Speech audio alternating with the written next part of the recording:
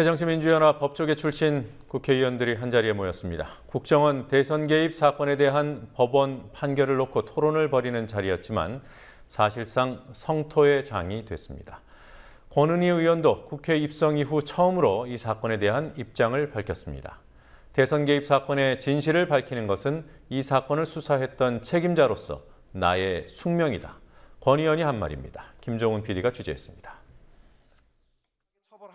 오늘 오전 국회 토론회에서 새정치민주연합의 권은희 의원이 국회의원 당선 후 처음으로 원세훈 전 국정원장과 김용판 전 서울경찰청장의 판결에 대한 입장을 밝혔습니다.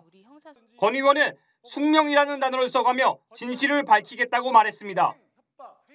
한 번 그 사건을 책임졌던 그 수사과장으로서의 그 진실을 밝혀야 한다라는 책임감은 어떠한 자리에 가건 어떠한 모습으로 있건 그건 숙명처럼 저에게 주어진 것이고요. 그리고 현재의 저의 그 국회의원으로서의 모습, 그 모습도 헌법과 법률에 따라서 헌법과 법률을 수호하고 그리고 더 좋은 입법 활동을 해야 된다.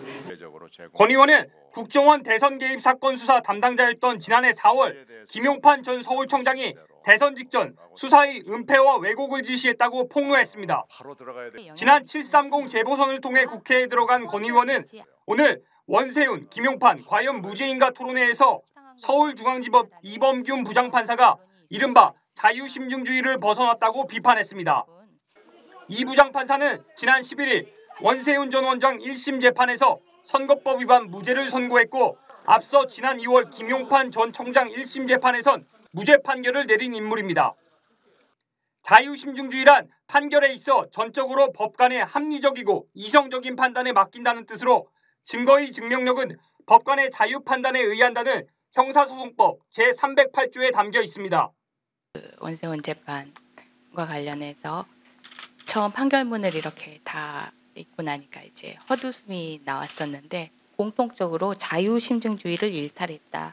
자유를 자의로 해석해서 합리적인 판단을 하지 않았다. 권 의원이 언급한 김동진 판사의 글은 법치주의는 죽었다는 제목으로 김 판사는 이범균 판사의 원세훈 판결은 정의를 위한 판결인가 아니면 재판장이 고등법원 부장판사 승진 심사를 목전에 두고 입신 영달을 위해 사심을 담아 쓴 판결인가라고 물었습니다. 토론회에 참여한 다른 법률 전문가들도 한 목소리로 이범균 부장판사를 비판했습니다. 가장 원색적인 거 하나 말씀드리겠습니다. 2012년 12월 5일 날 문재인 안철수 자위행위 묘사 충격 그림. 이렇습니다. 제가 이범균 재판장에게 정말 한 가지 진짜 물어보고 싶은 것은 바로 그런 겁니다. 이런 것들을 보고도 선거운동이 아니라고 보면 과연 우리 대한민국에서 치러지는 선거에서 선거운동으로 볼 만한 게 과연 무엇이 있을까? 그러면 공직선거법은 무엇 때문에 존재하는 건가? 판사 출신 박범계 민주연합 의원은 이 부장판사가 사적인 판결을 했을 의혹이 짙다고 말했습니다. 그런데 재판부라고 표현 안 되고 이범균 부장판사의 재판장의 재판에 대해서 많이 비판을 합니다. 오죽했으면 성남지원의 김동진 부장판사가 그런 말을 했겠습니까?